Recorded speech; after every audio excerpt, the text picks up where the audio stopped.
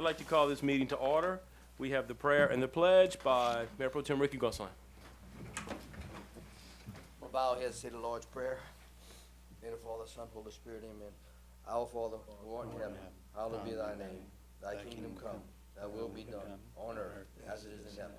Give us our daily bread, as we forgive those who trespass against us, and lead us not into temptation. Amen. Say, flag, in the fall. I pledge allegiance to the flag of the United States of America, and to the republic for which it stands, one nation, under God, indivisible, with liberty and justice for all. Roll call. Mayor Pro Tem Ricky Gonsalas, Present. Councilmember Brooke Marcotte, Councilmember Marlon Lewis, Councilmember David Broussard, Councilmember Deidre Ledbetter, here. Councilmember DeeDee Johnson-Reed, here. Councilmember Dan Darrell. Here.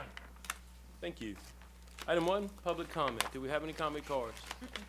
They're always on agenda items, and at this time, I ask you to put your phone on silent or vibrate, which I wasn't doing myself. We will move right along. Item 2.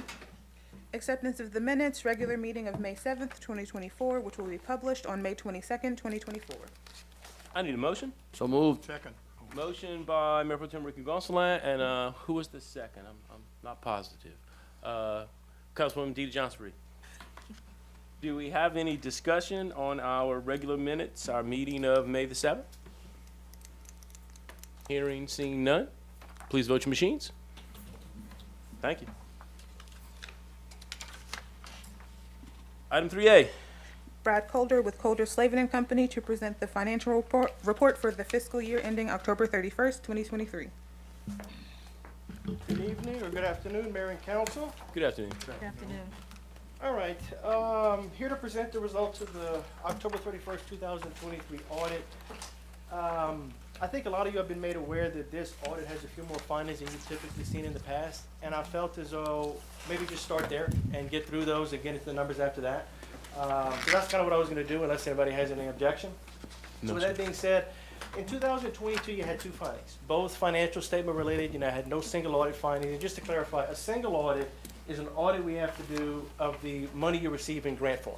So we have to audit those grant proceeds depending on certain parameters. And that's what generated 8 findings this year, where you didn't have any last year. Now, the way it works is some of these have to be duplicated. So of those 8, only 4 were duplicated, okay? So you really have 7 findings compared to 2 last year. Does that make sense? Yes. Okay. I wanted to get that out before I got into it. No, but you have to duplicate them sometimes for internal control and compliance. That's what's going on here. So with that being said, why don't we flip to page 92 of the report, and what I'm going to try and do is go through them in a certain amount of specificity to make sure people are clear on them, and if they're very clear, then we don't need to spend too much time on it. So page 92, and we're going to go over the financial statement related findings first. That's where we're here first. At the bottom of page 92, you can see it's 2023-1, compliance with bond requirements. You have had this in your report since 2021. The sinking fund is not being properly funded. It's that simple. There's nothing more or less to say about it. We've been monitoring this, and until it's exactly where it needs to be, you're going to continue to see the finding. It's not off by a lot, guys, but it's not where it needs to be. And for that reason, it's a finding, and we have it here in the report. This is the same type of finding I've talked about since 2021. I thought that was a fairly simple one since we've had it for so many years. Number 2 is something you have not seen, not since I've been presenting the audit, page 93. So 23-2 is compliance with the budget law.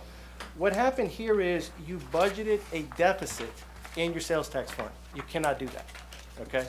If you want to see it, because me saying it is one thing, on page 56, if you flip there real quick, just to make this real easy, page 56. You'll see at the bottom of the page, you have your original budget, which is fine. Fund balance ending $224,000. It's that next column that generated the finding. You budgeted a deficit of $352,000. It's okay to have a deficit for spending for a year. You do that all the time. But you cannot have a deficit fund balance. What happened is, you can see the transfers is the problem. You didn't really change your revenues or the expenditures. You over transferred out of this particular fund, which caused the deficit. That's as simple as I can put it. So I wanted to just say, you know what, I can say that we deficit, but let me show them what funding took place and the dollar value. So that's all I have to say about page 56. So one quick question about that. Yeah, So- I was gonna do, I was gonna say, let's stop at each one and see if we have questions. Right. So, the transfers, so you're saying that the transfers, we transferred more than what we should have? Yes, ma'am. Okay. Yes, ma'am. Is there a recommended procedure for how, because I'm only asking because we had a conversation about this at the last meeting about the way transfers happen out of the account. So can you tell us what's the recommended way for us to transfer this money from one account to the next? It's going to sound, and I don't mean this to be insulting, it's to be more careful, meaning to pay attention to what you're doing and be more careful when you're doing it. This was not a complicated thing that occurred. It was simply more money was transferred out of this fund than should have been. Okay, And so I would say transfer when you need to, based on accurate, good information. Don't just make a guess and say, well, let me over-transfer to make sure I have enough money. Well, yeah, you have enough money wherever you transferred it to, but the problem is you didn't leave enough in the money where you transferred it from. okay, So to me, I would say be more cognizant and careful when you're doing your transfers. okay, This is not a hard problem to fix, but it does create a finding. yes. Yes, ma'am. Okay, thank you. So basically, answer, so by simplifying and paying attention to your transfer and not appropriating the money that you don't need would cure the problem. Yes. So and- keep it in the fund where it started from before you transfer it with an anticipated need. I would agree with that. I would also say a simple check before a budget's adopted to make sure when you're looking at that ending fund balance, that none of them are negative. Right, You know what I mean? So really get really simple on it. To your point, he is correct and you're correct. But even after it's all said and done, he said we needed to transfer money, but do we have any negative fund balances? Right. Because even if you think you need to transfer, you still shouldn't have a negative fund balance in any fund like this. Well, I would think that would be the first thing you look at before you transfer, I'm saying, but. so it's just a simple check. You don't even have to have an accounting degree to do it. Do you have any numbers at the bottom in parentheses? Yes, stop, we got a problem. Yes. No, proceed. okay, makes sense. Thank you, Bray. Yes, ma'am. And sir. Bottom of page 93, this is a repeat finding. I would not be concerned with number 3 at the bottom of 93, and it continues to the top of page 94. All this is saying is you don't have someone on your staff that can draft this 100-page plus report in front of you. That's all this is. Most of our governments have this. We have a handful that has a CPA that has worked probably as a public accountant like me, but also worked in government, and they can draft it. Almost all of our government clients have this finding. I would not be concerned about it at all. Okay, Okay, bottom of page 4 is number 4, and the next one we'll look at is number 5. So I want to make this statement. These two findings, so number 4 and number 5, were findings found and cited by LCDBG. Office of Community Development came in, they did their own procedures, a mini audit, if you will, of the money they provided you guys and the procedures they want you to follow. They noted 2 findings. So before we even started our audit, we walked in and y'all had 2 findings in the report. Even if I had 0, you had 2 from LCDBG that I must put in my report. Okay. So that's what number 4 and 5 were.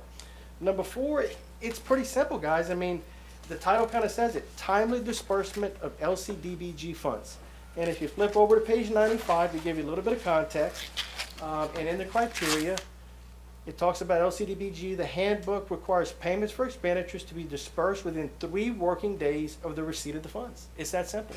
And so I was talking with Heather whenever we did the exit competition. She said, Brad, what do you think? I said, for me, it's a little cumbersome. Check the balance in the account every day. So when that reimbursement hits, you know I have 3 days to get it out. I try and get it out in 2. I'm never going to violate if I'm a day early. You 4 days, you go violate. So for me, is it cumbersome to check every day? Yeah, it is, but it prevents a simple finding. This is not hard stuff. It's a Right. simple finding to avoid. Simple. okay, Same thing, I would argue number 5 is even more simple. Again, this is an LCDBG finding, separate bank account. This is something required by a string attached, if you will, to the money you get from LCDBG. They require in the criteria, contracts, that funds from the LCDBG contracts be deposited into separate Separate non-interest. non-interest bank accounts. You guys put it in your clearance account. They come in, they look right away, where's your separate account, don't have it, violation. yeah, It's that simple. So that's what I'm saying, some of these are very simple fixes. You had a separate bank account, this would not be here. It wouldn't be here. So number 4 and 5 was last year, also that's new.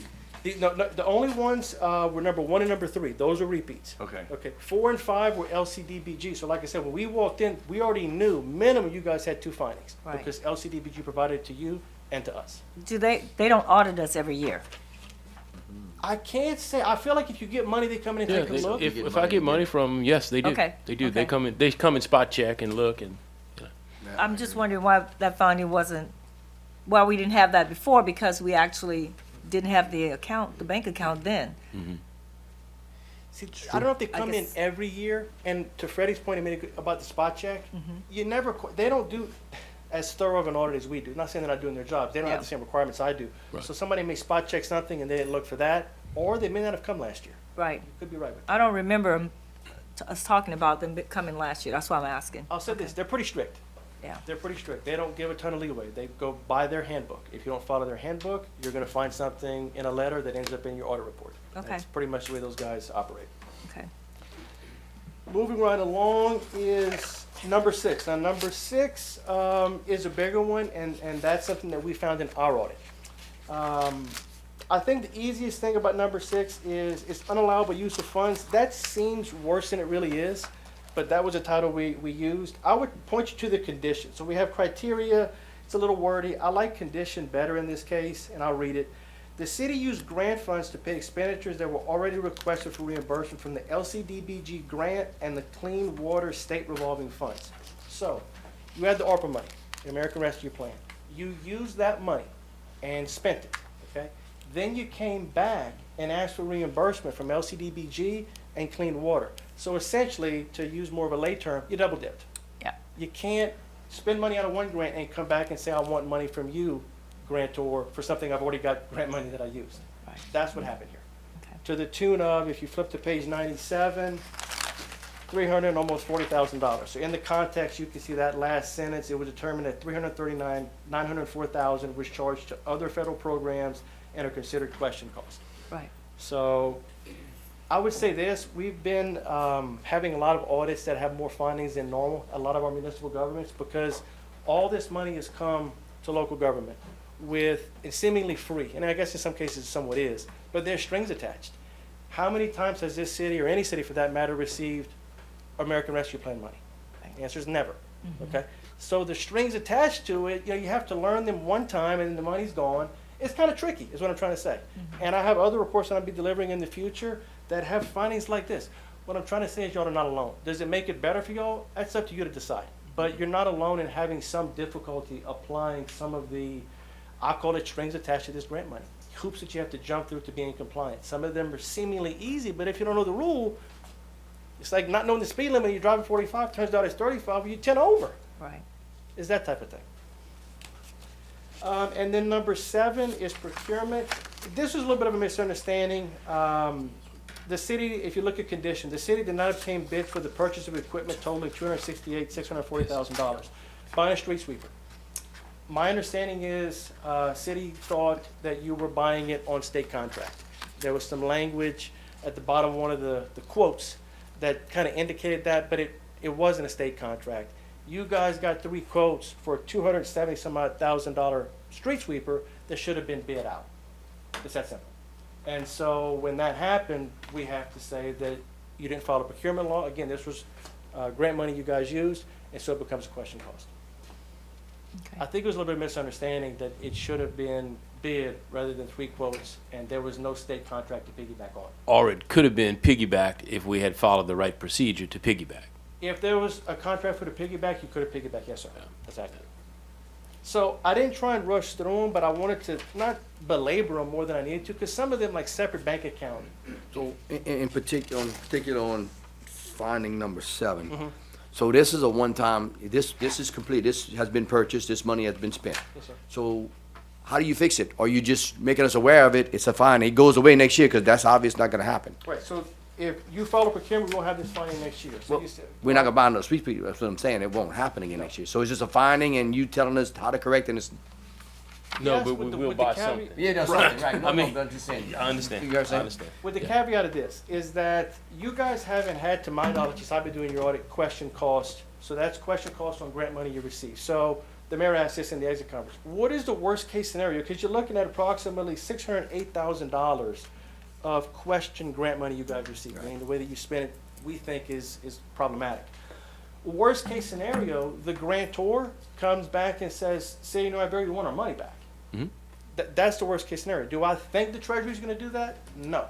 But I can't stand up here and tell you what the Treasury's gonna do. Right. They gave out, I don't know if it's not with the T trillion, but for sure hundreds of billions around the country. So are they gonna come back after y'all for $600,000? I have no idea.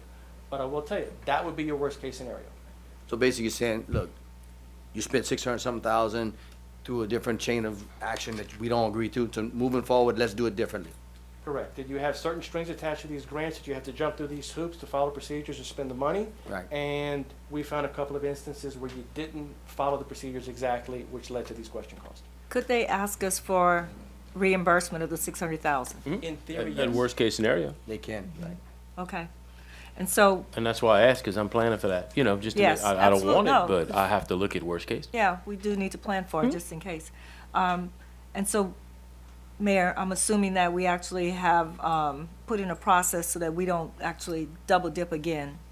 I know we try to move things around and make things happen, but Very much so. Look, your problems either break you or you break your problems. It's very blunt, but it's simple. So believe me, I have drilled down on this. I've been meeting with the auditors. I've been meeting with the finance department. I'm taking every effort to make sure that, one, because we come back and tell you that we've rectified these because we're supposed to, and that will happen. Number two, I am putting policies in place and, you know, drilling down on all of our problems to make sure that this doesn't occur again. I wasn't happy when we had 3 findings. So, anyway, but yes, ma'am. okay, so, and then on the findings that we normally have, like the one that was there last year about the financial documents being prepared, I think last year, I think I remember you saying that we were going to bid that, or we'll have some contracted out to have somebody do that work. So are we gonna do that, or is it we just gonna keep this finding? I am that contractor. You are that contractor? He is the contractor. Okay, so why do we get a finding if you're the contractor? I have to put it. So if you don't have someone on staff that can do it, I have to put it. Okay. And I think even in the analysis where we say management's response, that you guys have done the cost benefit of it, and hiring someone like me to be on your staff is not worth it. You're better off just paying a third party, which is me, Right. totally legal, to do it on your behalf. And again, I said almost all my Okay. governments And have that, this. that was the most efficient and economical way to handle that one. Okay, so we'll see this again. Yes, ma'am. Yes. Okay. Yeah, that one I can tell you we will. You will. Yes, Okay. ma'am. Yes, sir. All these grant dollars we're talking about, is from only last year, correct? Yes, sir. And what percentage of these dollars compared how much we got through grants? Do you know? Yes, sir. So if Total in you, grants, what we got last year? let's look at page 90. Page 90, rather than me just spouting, you take my word for it, you'll be able to see exactly what we have to report, and it's all detailed out. So you can see at the very bottom of the page, 6 million. you guys spent $6.4 million of federal money. Some of that federal money flowed through the state to y'all. Other money went directly from the feds to you. The different sources of how it came in, but 6.4 million, sir. And what's the question about the paperwork is 600,000. 600,000, and I would tell you, it's all in that very first line item. So it says U.S. Department of Treasury, COVID-19 coronavirus state and local fiscal recovery funds. That 2.65 million, Yeah. that's where that 600,000 is comprised. All from that Yes, sir. one thing? Okay. Thank you. Any other questions about the So- grants, the so findings, 1%. or anything in there? Yeah, 1%, sir. Yeah. 1%. Oh, Questions, question. comments? Yes, Yeah. ma'am. For the findings, we all supposed to have a plan of action, correct? Yes, ma'am. We had one last year, didn't we? Yes, ma'am, you did. And again, the grant, I say the grant, the sinking fund situation improved. I think it was just a misunderstanding that it's not a static target, meaning you have to look at the bond document and ensure every month you're putting the proper amount aside. I think what was done, if I recall correctly, some large lump sum was put in, and it was good, it was sufficient for probably 9 of the 12 months of the fiscal year. The problem is at the end of the year, it wasn't enough, and that's what led to the finding. And so it's to stay on, again, it's to stay on top of it. Right. It's to stay on top of it. It's not hard to do, a little cumbersome, but to stay on top of it and make sure, do I have the right amount in my sinking fund? Yes. Better to have a little bit extra than too little. I'm never gonna cite you if you have more than you need, but I have to cite you if you don't have enough. Excuse me, does our financial system allow us to put alerts on these different accounts so that if it goes below a number it's supposed to be at, that we actually can get an alert saying, hey, this sinking fund is lower than what it should be? I mean, That I don't know. The tricky part about that would be, it's a moving target. Yeah, I don't know how Everyone's- you control that, because every month it's different, because I It's- got money coming in, money going right, out. but Grants if finishing. if it drops below at any time, then it sends you an alert. It doesn't have to drop, I mean, as long as it's Right. at that target number, you don't get anything. But if it drops below that number, you get an alert. I mean, the Right, but financial as systems grants I've worked finish and with- projects finish, And bonds are paid off. and bonds are Yeah. paid off. I'm not arguing, I'd love to Oh. have that. But as the flow and ebb of our cash flow's happening, and money's leaving, or things are paid off, or things are finished, that number, that alarm becomes a moving target. And if you put so much in it to say, I'll make sure I cover everything, you'd have no cash flow to do anything else. No, but I'm I don't know, just it's an interesting, you know, I'm just asking because he's saying it can't go below a certain number, otherwise we get a finding. right. So But it whatever that depends number on what is. that number's based on what we're doing at the time. Okay, But I'm not saying no. Look, you are the computer whiz. If you can figure out a way to do that, I would be thrilled. no, it's just that. But I do know that it's a very much moving target. Right. I mean, the financial systems I've worked with before, they Yeah. can actually put Okay. alerts on accounts. That's what I'm asking. To Does answer our your system question, allow that to probably happen? Yes, ma'am. You probably can. Do I know how to do it? No. Do I have a government that does it? Not that I'm aware of. More humans checking Right. and make, do I have this amount? Yes or no? But can a computer do it? With how much computers can do today, I think would be I safe to just say it can. trying to help the people that are Yes, working in the department, so I don't have to check it every day if I don't get an alert. I get your point. Yeah, Mm-hmm. okay. I'm I'm just like the mayor. asking. There's probably a way to do it. Okay. I don't know how to do that. Okay, cool. Yeah. Not a problem. Anything else about the findings, the grants? I just want to knock all this out so I can get into the numbers, because the numbers are not bad. It's actually a pretty good financial report. So let me start off with the Yeah. tough part, if you will, and then we get into what I think is the better news, which is the financial condition of the city. Okay. I'm back to the Yes, plan ma'am. of action for this year to take care of all of these things. Yes, ma'am. Are we gonna get a copy of that? Well, I'm going to come back and tell you how we've addressed each one. So, yes, ma'am. But you have to give a written one to somebody. So can we see the written one? Sure, sure. Okay.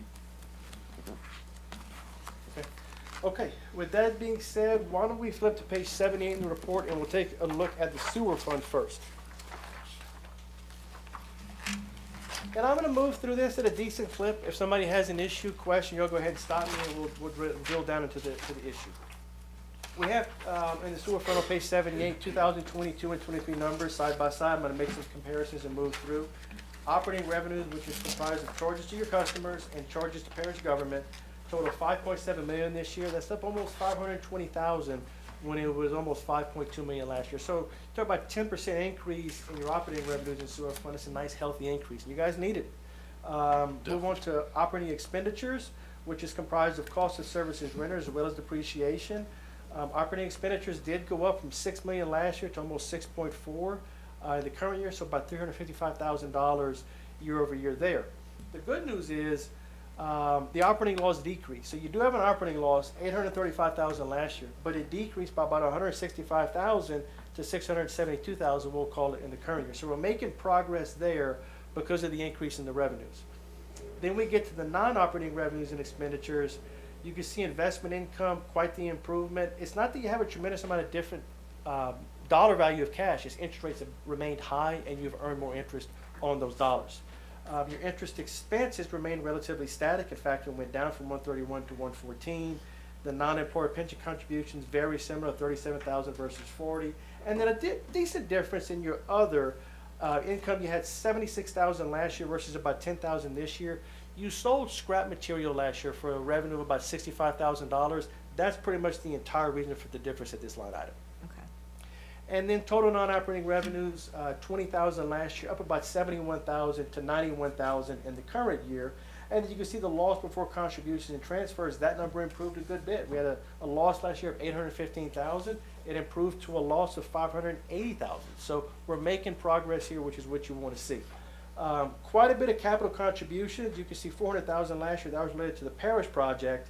You have $2 million this year. So we were talking about that grant money. This is where a lot of that grant money is, $2 million, which is improving your sewer system. We do transfer in approximately 358, transferred out last year $1 million, and you see the change in net position, a positive almost 1.8 million this year versus a deficiency last year of 1.4. But overall, sewer fund's healthy. I mean, it's operating pretty good, I would say, pretty good.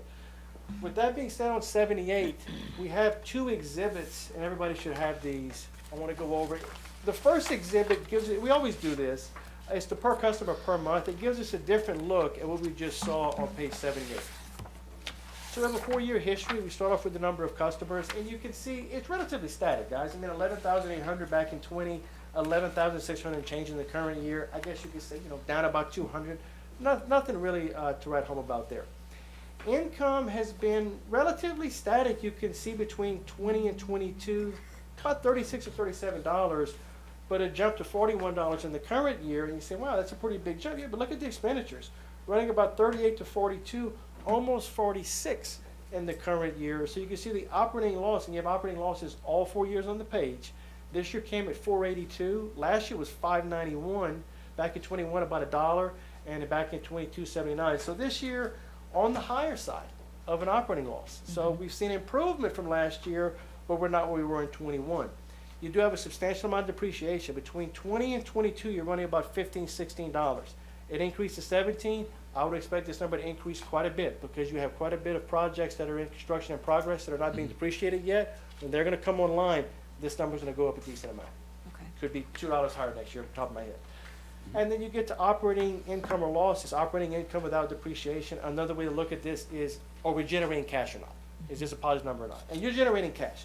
$12.34 compared to about $10 last year, 14 2 years ago, and almost an identical number to 20 of $12.59. So, again, like I said, decent shape for the sewer fund. I mean, to me, it's in pretty good shape. Would you like to have more revenues? Yes. Less expenditures? Yes. But overall, this is not too bad. And that leads me to Exhibit 2, which provides a comparison between City of New Iberia, Youngsville, Lafayette, and Broussard. And Lafayette obviously being quite a bit larger with population and users of the system, Youngsville and Broussard being smaller, and New Iberia is in the middle. You can see your income kind of falls that way. Lafayette's $20 higher, Youngsville $7 lower, Broussard's way lower, but because they're able to subsidize their sales tax. That's just a luxury they have. Not many other cities have that. Your operating expenses, you can see, to me, are not unreasonable. Youngsville's way cheaper, but you look at Lafayette, $10 higher, and you're actually a little bit less than Broussard. So I would say expenditures are in decent control. You'd like to see revenues maybe a little bit higher. Operating loss of $482, you can see Youngsville has a profit and Lafayette a profit of almost $7 each. Broussard bringing up the rear in this case of a loss of $20. We add back depreciation for all the different cities. You're at $12. Youngsville and Lafayette both at about, we'll call it 18, and then Broussard has actual a cash loss, but they're able to subsidize that with sales tax. So this just is to provide a different angle on when I say you guys are not in bad shape. You're not. When you compare favorably to other cities, both larger and smaller. That's Exhibit 2. That's all I have to say about sewer, unless anybody has any questions. Okay, then we move to Exhibit 3. Exhibit 3 is the big one. This is taking the entire operations of the city and putting it basically on one page. So for the far left column is your budget. The middle, or the column next to that really, is your actual audited number. Then your variance from your final budget. And then we have 3 prior years of actual audited number history to make some comparisons and analogies as we go through. I'm not going to hit every number on the page because, well, no one wants to hear that. Looking at taxes, property taxes, $4.5 million in the current year. It's extremely comparable to last year at 4.5, a little less than 21 when it was 4.9. Sales tax to me is really the bright spot on this page. 21.8 million. That's about a 5.4% increase over 2022 when it was 20.6 million. And look back in 20 and 21 when it was 17 and 19 respectively. So you guys have made tremendous progress in your sales tax revenue, and that's the credit to you reinvesting in the city and making this a better place to live and do business. And that's why you see the increase in the sales tax. So 5.4 is above average for the municipalities that we audit. I would say 2 to 3 would be average, 5 would be above average. That's a good thing. So you said a 5.4 increase in sales taxes? Yes, sir. That's what you said, okay. Franchise tax came in at 1.8 million. That's a little bit down from last year. It was 2.1 million, but higher than 21 when it was about 1.7. Licenses and permits, 1.6 million, up about $250,000 from last year. It was $1.4 million. And that's mainly due to occupational licenses. Those are up quite a bit in this year, which speaks to, again, more business, more commerce going on. Intergovernmental, this is money coming from another source or grant money. Remember, we saw that federal schedule awards at 6.4. You have some other money that doesn't qualify for that schedule, but that total came in at 6.9 million, 2 million higher than last year, was 4.9 million. Charging for services, this is a sewer fund. We just went over this, 5.9 million. Last year was 5.4. Fines and forfeits, 303,000 versus 252, and that's the highest on the page, which is good because we'll get to an exhibit where that helps fund your police department, which is neat, And then miscellaneous, because at some point we have to stop listing them, and this is kind of a catch-all. 657, pretty much right on budget. Less than last year, it was 919, kind of in line with 21 when it was 679. Total revenues for the city of New Iberia, budgeted 49.4 million, came in less than that at 43.7 million. But the highest on the page, and Mayor, correct me if I'm wrong here, is this the highest total revenues ever for the city of New Iberia? Yes, sir. Yeah. So, like I said, we had the findings, but this is not a bad report. Yeah, some findings, but this is a pretty good financial report in my opinion. Up 3.5 million in revenues year over year from 22 to 23. So, nice healthy increase in the revenues. Can I ask one question? Yes, sir. And Yes, more ma'am. for the mayor. Why did we think the intergovernmental revenues were going to be at least almost 14 million? Do you remember why we thought that? We made some projections and thought we would have more sewer revenue by now and thought a few things would be different. I do think next year we're going to see some changes in that, but not yet. Okay. But it's coming. It's coming. Okay. And we have a lot more money to spend on sewer. I know that's off topic, but we were talking about That's how what it is. healthy sewer is, but we have a lot more coming. With these capital items, it's difficult because you're trying to time Yeah. out when you're going to start using that money. And so I think this was an optimistic, we It was. hoped to spend 14 on it. You only got to spend 7.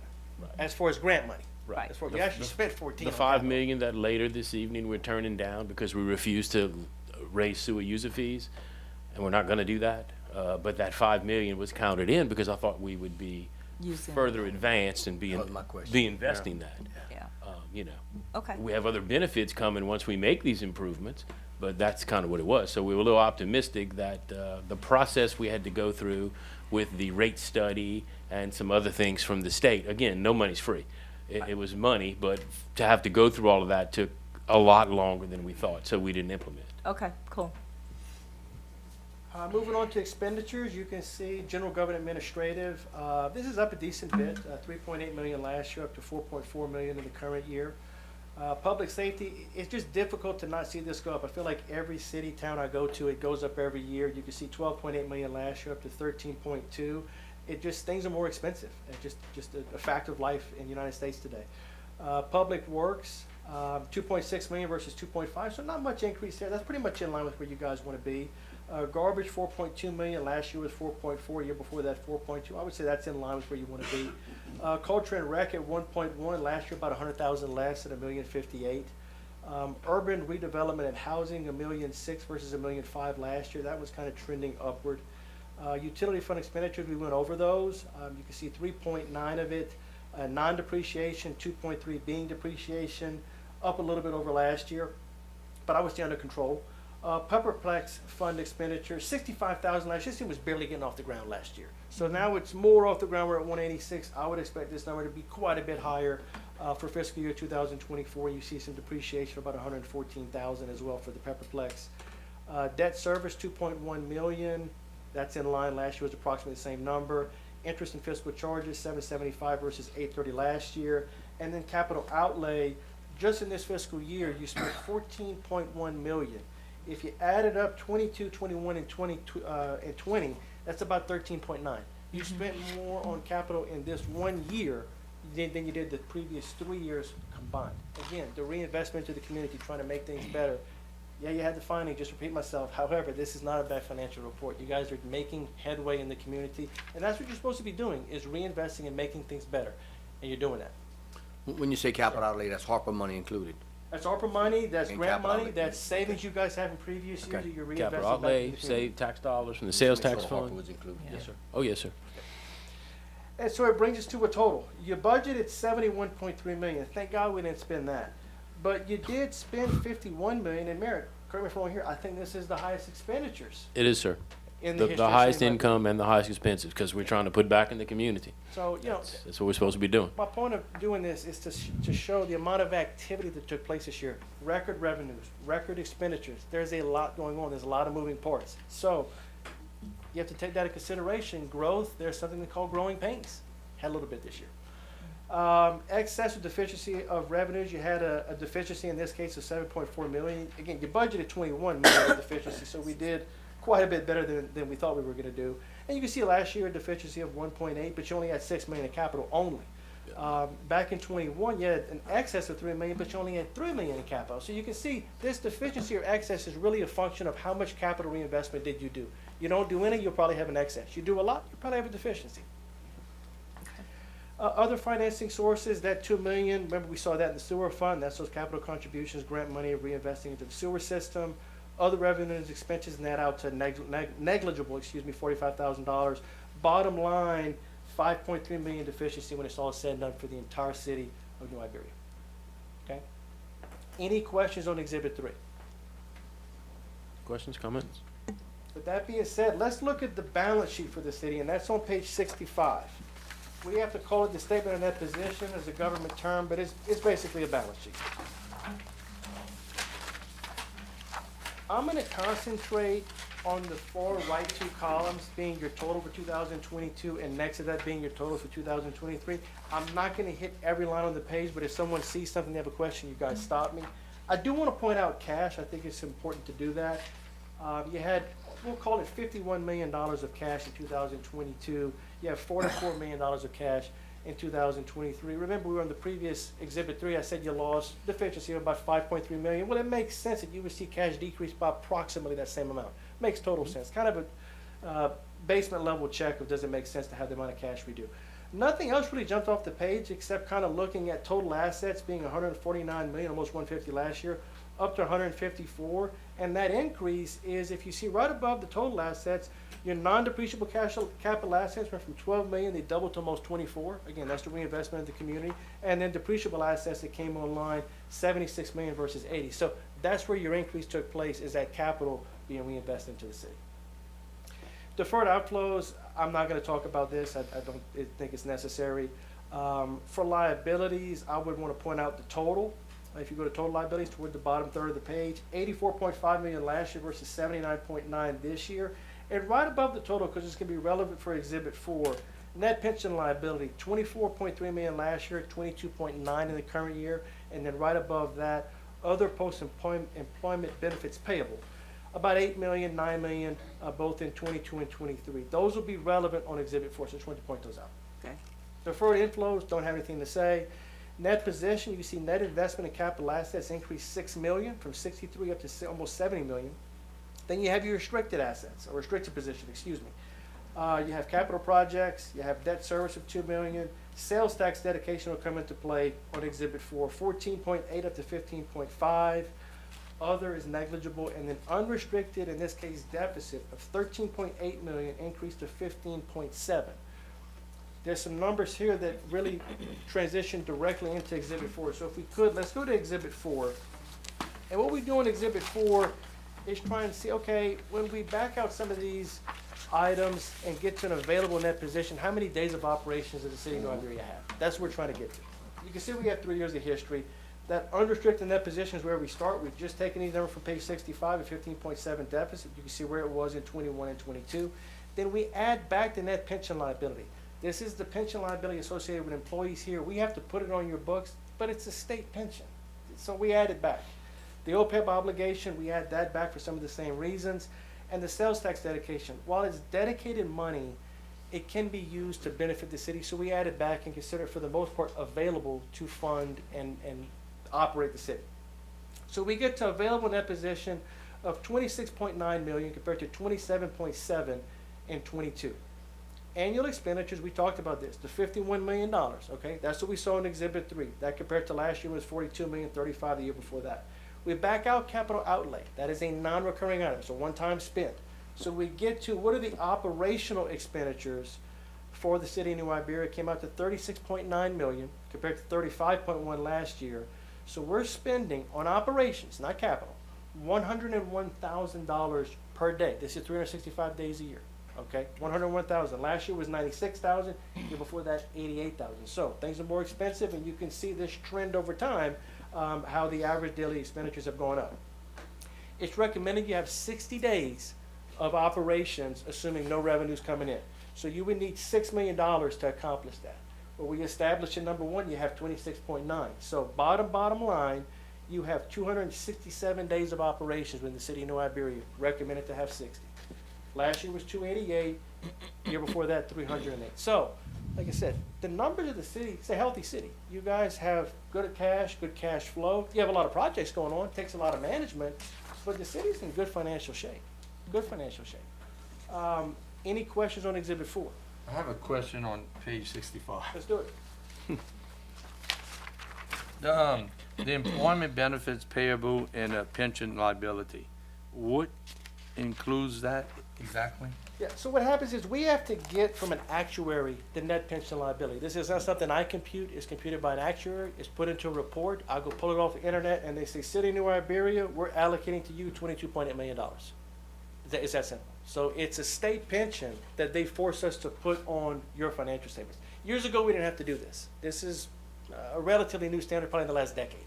So what page you have on here that it costs the city for the retirement and insurance for our employees? Do you have a page in this report? So the number above that is your other post-employment benefits payable. So that's health benefits paid to retirees. But not employees, just retirees. The employee health benefit would be included in each section, whether it's Okay. streets, whether administrative, whether it's police. That would all be in their different sections, different funds, Different different accounting. departments. Yes, sir. So these two numbers are long-term liabilities Okay. that will be paid over a long period of time, 30 years. Your current year is in your operations. So whenever I'm telling you have 267 days, the health insurance for the people that work here is included in that operational expenditure number. It's not on this balance sheet. Right, That's going to be Okay. on Exhibit 3 in your operational expenditures. okay, Yes, sir. thank you. Any other questions on 65? Because I moved through it kind of quickly unless y'all stop me. Everybody good? We're good? And Exhibit 4, are we good there as well? Okay. Yep. With that being said, Yes, ma'am. We have 267 days, so we could reduce that number, I hope we do, man. yeah. I mean, the recommended is 60, and every year we have reduced it, and we're reducing it by making investments. Remember my old slogan, we're not a bank. Right. We need to be stable, we need to be responsible, but we need to put the money back into the community. Right. So I look for, I'm not getting crazy, but I look for this number to continue to go down. Okay. You know, when I look at the investments coming, we're about to start new budget, which, will be coming, and we approve that for November 1st. So I expect that number to continue to go down because I've got a council that agrees, and we're all trying to reinvest in the community. We'll have a stopping point at some point, and it might not be 60 days. We might agree that it's, double that, 120 days or whatever. But I mean, for now, I would expect, it doesn't alarm me when I see that number pecking downward, it means we're investing. Right. I'm just, want to make sure that, and I know we're on the same page with that, but we do plan to use some of that money, and that this number could go down. Yes, ma'am. And we worked really hard this year in, how many millions? 14 million? 14.1 We million in spent capital. more money in this year than we did in the last 3. It only went down by 20-something days, but we are working toward doing that. Yes, Okay, ma'am. cool. So, just a comment, Sir. and if we continue on the pace we are and we continue to maintain our revenue increase, it makes it a little more difficult to bring that number down. Instead, Well, that's a good problem to have. No, that's what I'm saying. that's And what that's I what, want you to have. and that's where we're Yeah, at, and yeah. that's where we're trending. You're trying to spend the money and make everything better, pay your people a good wage, give them good benefits. But man, the revenues are holding so strong or going up that we just can't seem to get the numbers down. I'm good with that. Yeah. That's I what am I'd too. have. I'd like to have that problem. Yeah. Anything else on Exhibit 4? With that being said, we'll move to Exhibit 5. And Exhibit 5 and 6, they're basically just some comparison, guys. It's the same 3 other towns or cities that we're using. Again, Lafayette, Youngsville, and Broussard on Exhibit 5 is a comparison of property tax and sales tax. You guys are a cheaper place to do business and live. That's the bottom line. I mean, the mayor said that in previous meetings. These numbers bear it out again. You can see that you have a sales tax rate of 2.5. Other than Lafayette, that's the lowest on the page. Lafayette's 2, Youngsville 3.5, Broussard 3.5. Attleville and Broussard doesn't have one. You can see they don't need one. and you guys have one, bringing in 158 per person. Youngsville has one, 121 per person, Lafayette 202, and bottom line, $914 of property and sales tax per person for City of New Iberia. Lafayette's over 1,000, Youngsville's almost 1,100, Bruce Road is 1,600. So, sales pitch would be, as the mayor's done before, this is a cheaper place to do business and live than some of the surrounding cities, which I audit all these, so, you know, I'm not saying people move out of Lafayette and Youngsville to come here, because I don't want to upset my clients, but the facts are the facts that this is a cheaper place to live and do business. This shows too, it's good to be Mayor Ray Bork. He's Yeah, a it good does friend show of that. mine, the Mayor of Broussard, he's a good friend of Yeah. mine, but, It does you know, show they are that. just in a different zone than us. It definitely does show that. That's Exhibit 5, and Exhibit 6 is regarding the police expenditures. So what we do is here, same cities, we show the police expenditures, you're at 7.7 million, you can see Lafayette 42, Bruce Road and Youngsville both about 4.2, 4.5 we'll call it. We back out the fines, and you can see your fines are very comparable to Broussard, and Lafayette and Youngsville are very comparable. You look at Youngsville, I mean, they're really doing work over there at $1.3 million of fines in Youngsville. So we net that out to what's your net police expenditure. You come out to 7.4. You see that's quite a bit higher than Broussard and Youngsville, but a lot less than Lafayette. Divided by the population, and what is your net police expenditure per person? And you can spend this any way you want. You're at 255, Lafayette almost 340, Broussard 300, Youngsville 180. You know, it's what do you want to say? Do you want to spend more per person because you need to, or you're not spending enough? You can make both arguments, and you'd probably be right making both arguments. So it's just really, this is to give you an example and show you where other cities are that are around here and what you're spending in comparison to them. That's kind of my only comment there. Any questions on anything I went over or didn't that you guys would like to go over? With that being said, I just want to say that this is overall a pretty good report. I know the findings, no one's happy about it, but I appreciate the business and doing the audit for the city of Iberia, and look forward to helping you guys and doing your audit into the future. If you have any questions, Mayor, you know, we're just a phone call away. Council, Yes. you'll know, we're a phone call away. We do appreciate the business, and any way we can help you all, let us know. Thank y'all. Thank you. Thank you. Thank you, Barry. All right. Brad, I always tell them come back home. I always tell them come back home. It's cheaper to live here. Yeah, I mean, the numbers don't lie. Like I said, I would have said, you know, move out of the other places, because they're my client too, but this is a cheaper place to live and do business than Bruce Road and Youngsville. And Lafayette for that. Cheaper place to live You got it right. and better quality of life. We got to buy your I don't want test. to go too far now. I mean, I gotta go to these places in about a month. You know, it's better quality of life. Well, and I'm you can surprised just they back come- your boat up in the bayou over I here. know. Marlon Lewis said that, not Brad. Thank you. Madam Clerk, item 4A. Ordinance number 2024-14, an ordinance authorizing the mayor to execute amendment number 3 to contract for emergency and non-emergency services for the city of New Iberia. This is Arcadian Ambulance, and remember last time you asked him to include the original, so we did.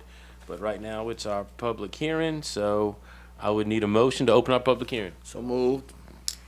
Mayor Pro Tem Ricky Gonsalas and Councilwoman DeeDee Johnson-Reed. Anyone here to comment on this item? Hearing seen none, I need a motion to close. Motion. Second. Councilwoman DeeDee Johnson-Reed and Councilman Marlon Lewis. Thank y'all. Now we go back to a motion on the main motion. Motion. Second. Councilman DeeDee Johnson-Reed and Councilwoman Deidre Ledbetter. Is there a discussion on this item? Yes. Yes, ma'am. So, once, again, when I read through this, I didn't see what they were basing their increased charges on. It doesn't say CPI or what. I'm assuming that that's what it is. I understand the contract a little better. It seems like we're on the parishes, you know, we're like a sub of the parish. Correct. Okay, so, couple of questions. First thing is that if we're unhappy with this contract, could we ever just terminate with them and the parish, if the parish doesn't terminate? We'd have to find another service. Right. And that's not the question I asked. I know that, but I'm just kind of laughing about it. back But up. Yeah, yeah, I'm sure that any contract can be canceled. At the flip side, even we though would we're have to like a find- sub on this contract, Well, you know, that's a good question because the parish, we signing on to their contract. right? I'm gonna ask our I haven't seen the contract. Sitting attorney. Yeah, I haven't seen the contract. I've seen previous contracts with that particular entity. So there would be, you know, whatever the cancellation language is.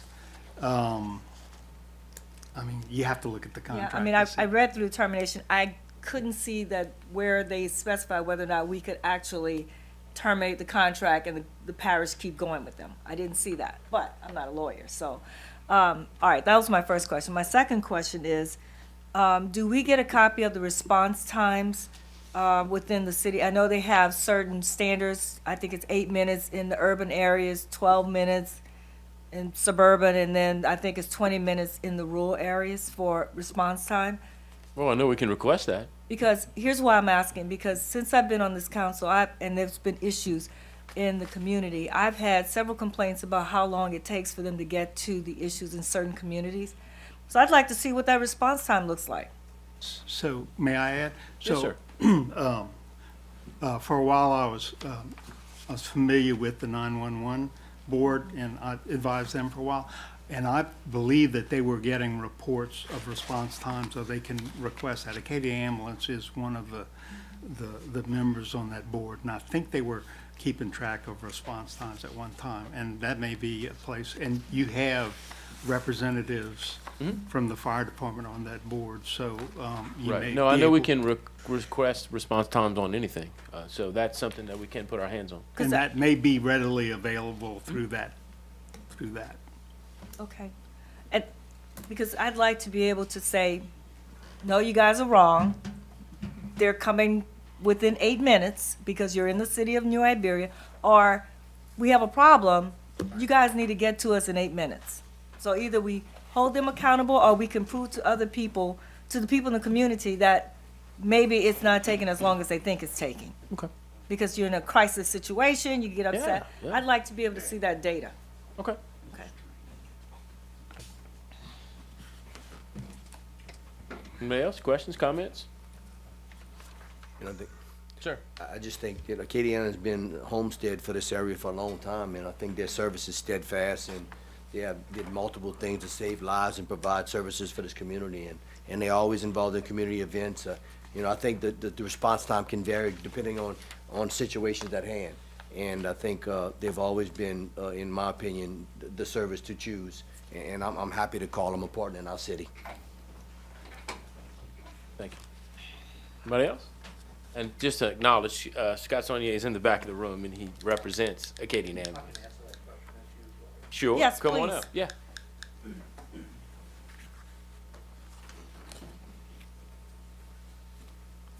Before I answer that question, I'll have to say something personally. I know just about everybody sitting here, including Video Bob, and I'm gonna see you again. Everybody knows Video Bob. Yeah, so I can tell you that every call that comes in to our communications center is tracked. So there's, when you call 911, it rolls over to different departments sometimes. So the 911 center in New Iberia, they track times on everything. As far as the records of that, that is closely monitored. And you have, Freddie can request Yeah, that whenever anytime. he wants. So Okay. those numbers are available. And I'll tell you, I've been doing this for a long, long time. I started working in New Iberia in 1989 on an ambulance. I've worked on AirMed. So what you said is true.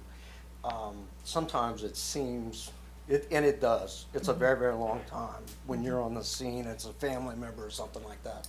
And time does kind of drag. It seems like it's a long time.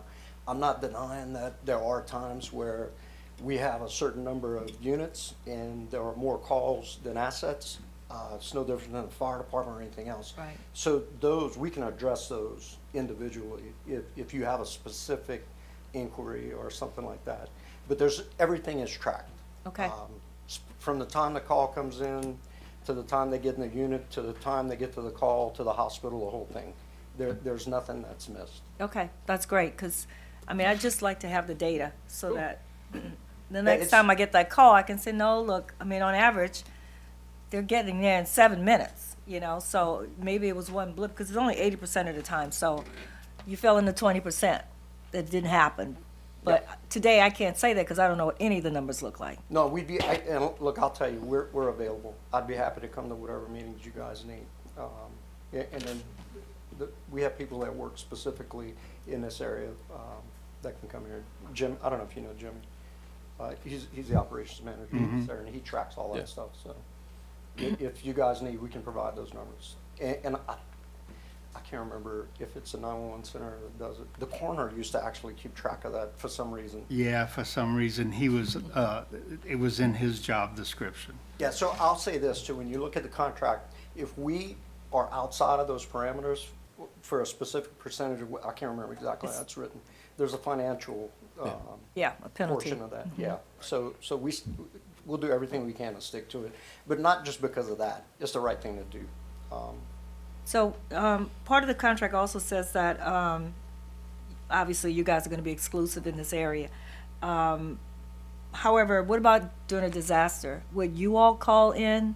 Like, let's say it's a terrible disaster, we got a lot of people down, there's not as many assets. Would you call in another company, or would we be responsible for calling in another company? So I'm gonna tell you this, the state of Florida calls us. Okay. And again, I've been doing this for a long, long time.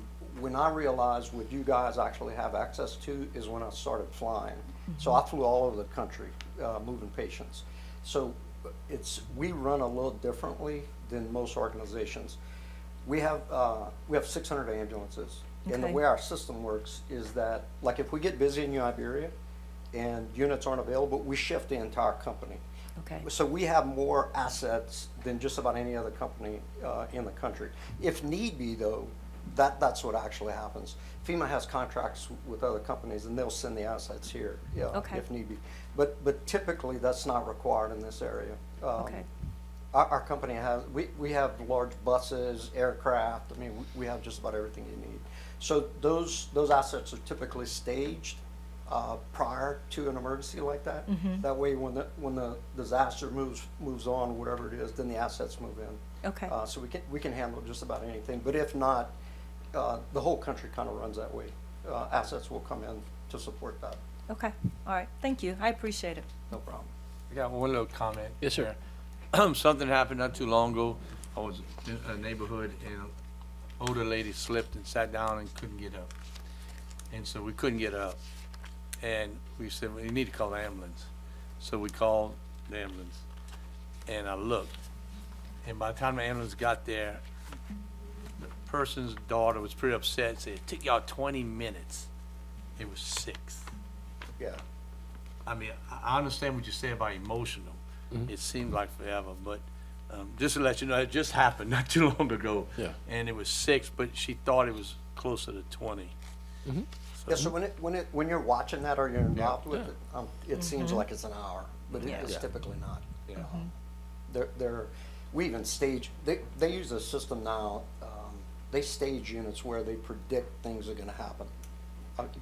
I understood you're a computer whiz, so they use technology, Yeah, to their benefit. Right. I mean, utilizing the units as much as possible, so you're not gonna see them sitting at the stations much anymore. They're gonna be on Excellent. the street somewhere as patrolling. okay. You guys using AI to predict? That's beyond my little Delco mind, I Oh, can tell okay. you that. But they've been doing this for a long time. Okay. I mean, Bill Gates mentioned them in a book. We've actually got a display in the Smithsonian Institute, so technology has always been on the cutting edge for our company. Yeah, Yeah. excellent, okay, thank you, appreciate it. You've been a great partner. Thank you. Well, look, I'm gonna tell you, I live here. I know. My family lives here, so, and I'm not just saying that because I work for the company. Even, I left for a while, but I guarantee you they're the best thing in this country, no Okay. doubt. You got a question? I was impressed. I'm like Dan. I was impressed. An elderly family member of mine called me to come help them get up. They couldn't get up out the chair. They close to 90. And when I got there, AKDN ambulance was there. And I asked, "What's wrong? Are you all right?" She said, "No." I called them and they came get me out the chair. And I said, "This is what y'all do?" She said, "Sure, we do this." And so that's just a service that people probably don't even know that y'all give to the community. And I was shocked. Yeah, And- Richard Zuslan, and I remember this from the day that I went to work there in 1989. He stressed, strive for excellence in service first. So that's the deal. And the company is basically, we save lives and enhance lives every day. So we account for about a $4 million salary range just in this parish. So what you're saying is true. We do a lot of that. Right. And when I saw y'all in San Antonio and I was on vacation, I had a smile big like this. I'm like a kid down in San Antonio. We're in 4 states. 4 states. Yeah, Mississippi, Louisiana, Texas, and Tennessee. Okay. So if you go to Nashville and Memphis, we're there too. Houston, Dallas, San Antonio, Texas is actually almost as large as our Louisiana contingency. It's become a big part of the company. That's why I'm saying we have assets that we can move. That's excellent. So hurricane season, I'm telling you, Florida calls us. Hey, y'all come. So we do. Anything else? Thank you all very much. Thank you Thank very you. much. Any other discussion? And I'd ask you please vote your machines. Thank you. I'll get it signed. 4B. Ordinance number 2024-15, an ordinance amending approved budget allocations for American Rescue Plan Act funds received by the city of New Iberia. This is to dedicate the funds to the Headworks project. I need a motion to open our public hearing. So move. Second. Mayor Pro Tem Ricky Gonsalas, and I'll give this one to Councilman Marlon Lewis. Is there anyone here to comment on this item? No. Hearing seen none, I need a motion to close. Motion. Wow. Councilwoman DeeDee Johnson-Reed and Councilman Marlon Lewis. Now we're on to the main motion. I need one. Motion. Okay. Councilwoman DeeDee Johnson-Reed, Councilman Marlon Lewis. Is there any discussion on this item? Hearing and seeing none, please vote your machines. Thank you very much. 4C. Special ordinance number 2023-2024-20, an ordinance amending the budget to reflect funds received from the Drug Enforcement Agency. It's $41,000. Motion to open our public hearing. So move. Second. Mayor Pro Tem Ricky Gonsalas and Councilman Marlon Lewis. Anyone here to comment on this item? Hearing, seeing none. Need a motion to close. Motion. Councilman Marlon Lewis, Councilwoman DeeDee Johnson-Reed. Now I need a main motion.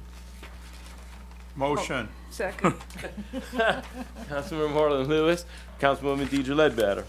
Is there any discussion on this item? Hearing, seeing none, please vote your machines. Thank you very much.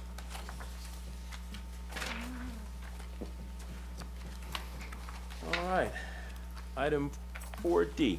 Special ordinance number 2023-2024-21, an ordinance amending the budget to adjust for the lowest bid on the City Park Trail lighting upgrades project. This is Councilman Dan Doyle's project in City Park, which is some lighting. I need a motion to open our public hearing. Motion by Councilman Dan Doyle and a second by Mayor Pro Tem Ricky Gonsalas. Anyone to comment on this item? Hearing, seeing nobody. I need a motion to close. Motion. Councilwoman DeeDee Johnson-Reed Second. and Councilman Marlon Lewis. Now I need a main motion. Move. Second. Wow. I don't even know who the motion was. Get the money and start doing the project. It's Councilman Dan Dahl for the motion, and it's Councilwoman Deidre Ledbetter for the second. Any comments on this project, on this item? No comments? I think they should have put receptacles on each light so we can plug in Christmas lights during Christmas. I told you that. Plug in all kind of stuff. No, I'm saying, you can, Yeah, you can make yeah. a walking tree that makes sense. Phone chargers and. No, that's what I'm thinking. I knew you'd say that. Campers and all kind of stuff there. Oh, yeah. Any other discussion? Then please vote your machines. Great, thank you very much. Item 4E. Special ordinance number 2023-2024-22, an ordinance amending the budget to reflect transfer for the wastewater headworks and Pepperplex Road projects. I need a motion to open our public hearing. Move. Second. Mayor Pro Tem Ricky Gonsalas and Councilman Marlon Lewis. Anyone here to comment on this item? Seeing no one, I need a motion to close. Motion. Second. Councilman DeeDee Johnson-Reed and Mayor Pro Tem Ricky Gonsalas. Now I need a motion. So move. Second. Mayor Pro Tem Ricky Gonsalas and Councilman Marlon Lewis. Is there any discussion on this item? What's the total time frame of this project you thinking? I know we had some delays with the screens, you know, delay. Once it goes out for bid, construction starts, I wouldn't think more than 6 months. Okay. Yeah, we said at the longest 10 months. We wanted to make sure that we would be ready before we were receiving sewer from First Solar. So we're moving it, we're hitting it as hard as we can. We're looking at options of buying the screens ourselves now, of bidding them out separately, or of bidding out the whole project. Craig and I have been working back and forth with the engineers, so we're gonna do everything we can to speed this up. Yeah, because I knew the delay was the screens. I remember talking They are about a long delivery item. While the screens are being built, they're gonna start construction. That way when they're done, we'll just drop them. Correct, Excellent. correct. Any other discussion? Then I'd ask you to please vote your machines. Thank you very much. And now we're on to resolutions, 5A.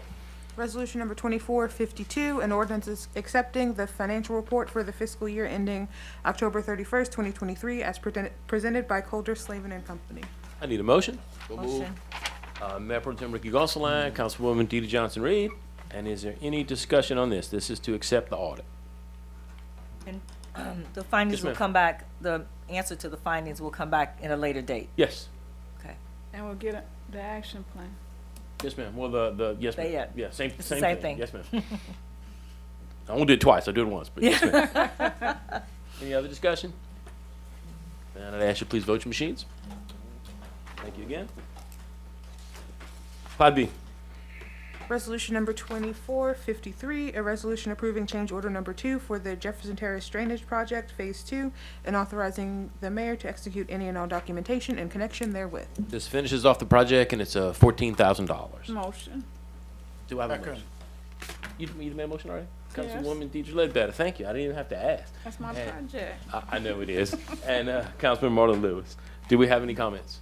Mayor? Yes, sir. So this is our second and final phase of that project, It is for now, sir. and it's gonna drain from where? a This ru- is gonna Bayou Test. Yes, this goes from around Dupree's, the vet clinic. Okay. From there all the way to Bayou Teche. Now, we are kicking around because, I'm managing that money, but we just got our new money from the parish that we get every year. There could be a possible small third phase. We would have to reduce the size of our pipes. Gravity is working against us because we're coming out of the ground, okay? But there is a distance, and we are talking to Chandler to see, okay, if I went from a 6-foot pipe to a 4-foot pipe to a 2-foot pipe, how much further could I go?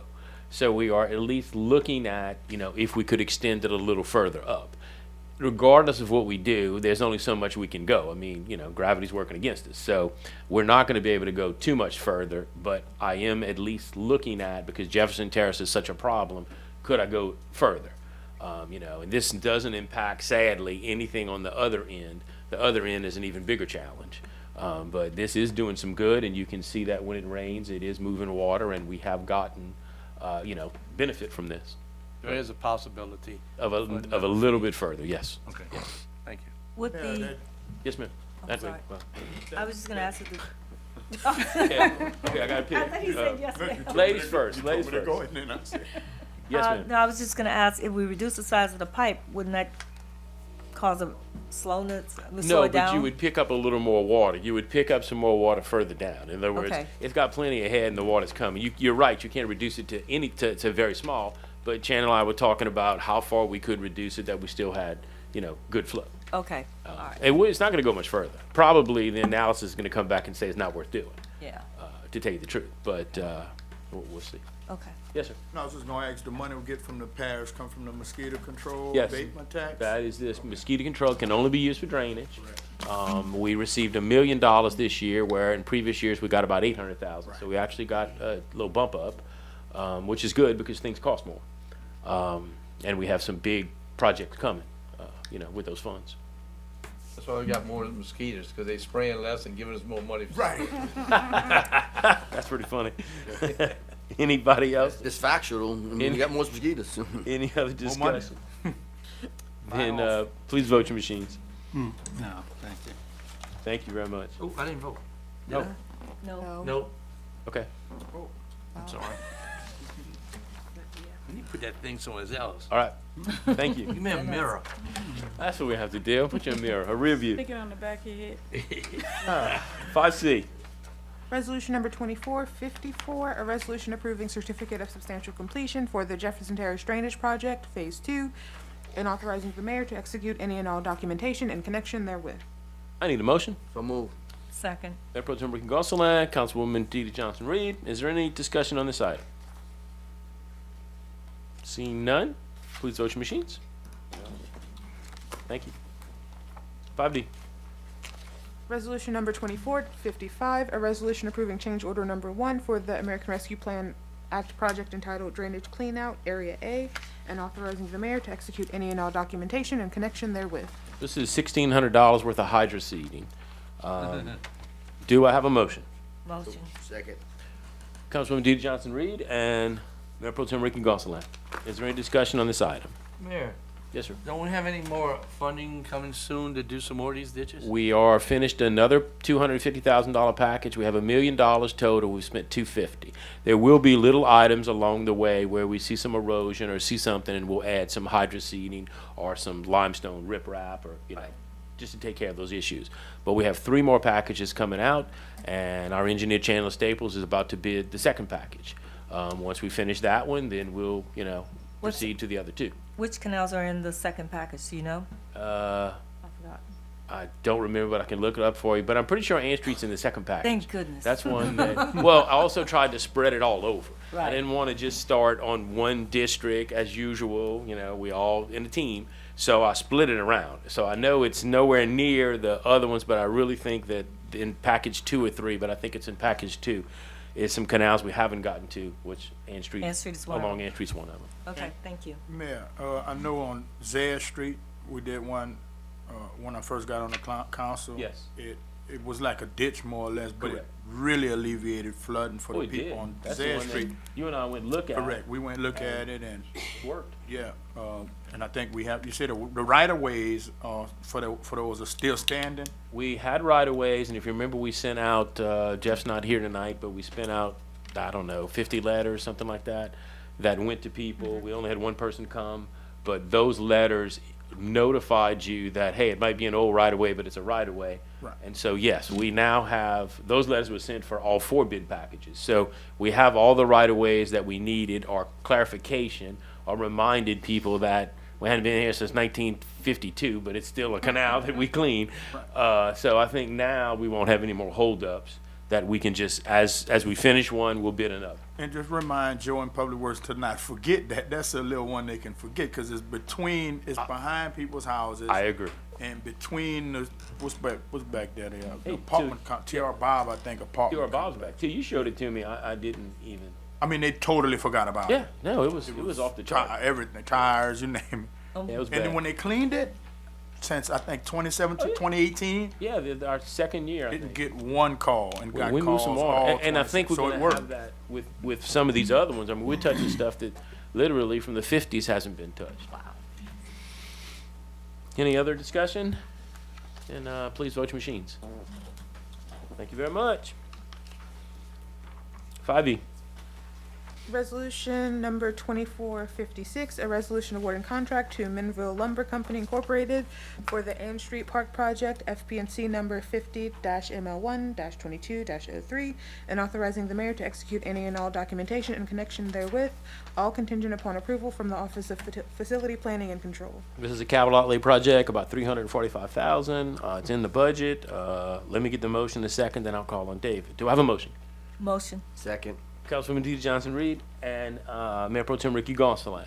Want to tell us about it? Sure, good evening. So Good last Wednesday, we opened bids for the Ann Street Park project.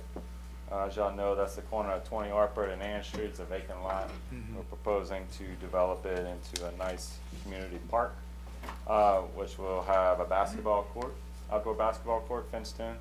We'll have playground equipment and a workout area. So, and some lighting, drinking fountain, things like that. Fenced in? Fenced in. Correct. A 4-foot fence for the majority of the park on the perimeter. And of course, the basketball court's got, I think, a 10-foot. Yes. So, Excellent. Minville Lumber Company was the low bidder. We had a pretty healthy allotment of bids. In fact, we had 11 bids on this That's project, unbelievable. which is not typical, but when we got a lot of bids, it's good, you know. So they were the low bidder. We're not going to take any of the deduct alternates since we were in the budget or under the budget, and we asked for y'all's vote on approval so we can proceed with getting the state to do their reviews and get the ball rolling and start building. Any questions for David? So, we are gonna do the groundbreaking June 5th. I'm not sure if they told you, but June 5th at 10 a.m. Okay, So I sounds hope you, good. yeah, can be there. absolutely. And can we get, just kinda like a little sign saying it's coming or something? Groundbreaking's first week of June. Yeah, June 5th, 10 o'clock. Yep, that's it. You gonna send a notice Yeah, we out? can, Yes, yes, definitely. if, whatever y'all need, Okay, yeah. That's all right, cool. Because we talked about putting something up, like to kind of Yes. show them what it's gonna look like. Yeah, I think we'll that do a project sign, if that's Yeah. okay. We'd like Yeah. to do that, kinda like we did at the Steamboat and some of our Okay. other projects, so. That's We'd no like to do problem. that. We'll have the groundbreaking, a sign will go up, construction should actually start, pretty soon. Yeah, When do you think construction will start? well, the state's review process has been pretty long I know. right now, so, if they can commit to the, 45 to 60-day period at the latest, then construction could probably start, midsummer, Okay, hopefully, yeah. yeah, That's that's the pretty good. ideal. Yeah. And then they should wrap it up, definitely before the end of the year. Rain delays usually a factor that Right, make it a little hard to predict, but I think we'll be before the end of the year for sure, okay, sounds good. right in time for fall. Yes, Yep. Yep. Good. awesome. Any other discussion? Yeah, Yes, Dee, congratulations, good job on pushing that. I complimented Ms. Ledbetter on Bank Street, I gotta compliment you on that. Mayor, Yes. crime cameras in that area, 100% for that Yes. park, Oh, definitely, Definitely, definitely. Those are in the works, sir. yeah, Popping up everywhere. A little slower than I would've liked, but popping up. excited about that. Yes, yes. No, but this has been a long time. If you think about it, the city, we're building 2 parks. We have another one coming in Little Brooklyn. It has been years since the city built true community parks, so very excited about that. I think that's a very proactive move on this council's part and all of us, Yeah. to make those things happen. And there hasn't been a whole lot of investment in that area No. in years. I agree. And so it's really cool to see the city investing in this community, and we hope that that's actually going to be kind of impetus to more investment. And more people will realize that this is a community worth saving, and that they will come back and help us, just to improve the community. Well, we got a town worth saving. Exactly. A lot of districts. Yep. Yeah. No, it's good stuff. Well, if there's no further discussion, please vote your machines. Thank you very much. All right, thank y'all. Thank you. Thank you. 5F. Resolution number 2457, a resolution awarding contract to Dixie Electric for the Pepperplex Field Lighting Upgrades Project and authorizing the mayor to execute any and all documentation in connection therewith. I need a motion. So moved. second. Mayor Pro Tem Ricky Gonsalas and Councilman Marlon Lewis. Any discussion on this item? Mayor, Yes, sir. Did they have an engineer in here, or did the city just made their scope of work? City made the scope of work, sir. We worked with Okay. Musco Lighting and did the scope of work. My office bid it out. This is one of the projects that one of my assistants, Hillary, handled. And so we got our 3 bids and I was wondering about they're taking the fixtures down completely, putting new fixtures? this is some areas where fixtures are non-existent. Yes. We're sharing poles and using poles. There are some old fixtures that are being changed, so it's a combination. And this gets our fields, 2 of our ball fields, with the lighting that they're lacking now. As soon as we can start the current capital outlay of 1.5, one of the first things we're gonna bid out is turfing that last field.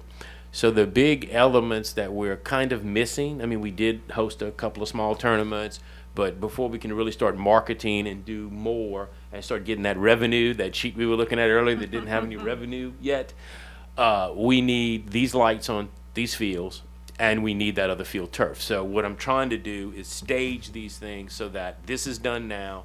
The state has been slow with its releasing of go button on projects, but as soon as they say we can, we'll break out the turf field, bid that, get that done, and now we're in a much better position come the fall to market the Pepperplex for tournaments. So that's why we kind of jumped out and are doing this in advance of waiting on capital outlay. I just didn't know if they were taking down some of the fixtures, if those fixtures could be used at some, Oh, I don't throw That's- anything away.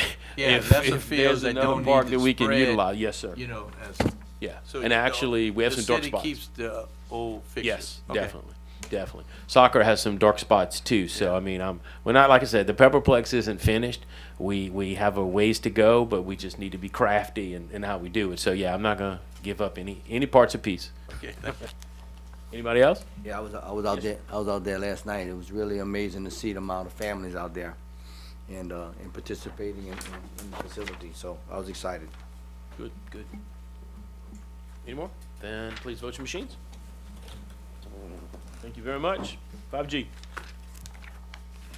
Resolution number 2458, a resolution authorizing the mayor to execute an agreement by and between the City of New Iberia and South Louisiana Community College related to the American Rescue Plan Act project entitled Partnership with Technical College for Sectoral Job Training. This is our $100,000 that we're investing in our kids. Do I have a motion? Motion. Second. Councilman Warner Lewis and Councilwoman DeeDee Johnson-Reed. Any discussion on this item? So, Yes, ma'am. how did your conversation go with them? I mean, It went very well. We'll be bringing back an agreement. okay. They will pick through their normal scholarship process. They understand that it needs to be kids from the city of New Iberia. They need to be disadvantaged in some way. They have a criteria that's what they work on, because all of the grants that they give fit the criteria that we wanted. So it was very easy to say, well, then use your same third-party board and select. So this is 20 people from our community who will get their first year of the college as well as their books. Okay. So if somebody drops out, or if they only fill 15 this year, we're committing the $100,000. It needs to be spent by 26. So in case, because we ask those questions, you know, what happens if we get 18 and we got 2 left? You know, they'll just do it next year. If someone drops out or for some reason doesn't finish and there's money left, it'll roll over. But they understand the goal is to spend it all by the end of 26. So I'm excited about it. I mean, this is something very, very different for a city to do, but I think it's going to do some good, and we invest in, you know, back in our community. So, any chance we were able to make the principals of Westgate aware of this so that they can make some sort of, 'cause I think the kids are gone now. They are. We talked about it. We are. They will communicate that for us, and they are working on that. And we figured that with their process, it's probably not going to happen till the fall. Right. It's you know, to catch the kids now, and for us, we don't have an agreement yet, and there was not enough time to publicize it. So the first batch of kids will be the fall. And it might not be kids. I mean, it well could be somebody who's, you know, like we talked about, what if someone's 19?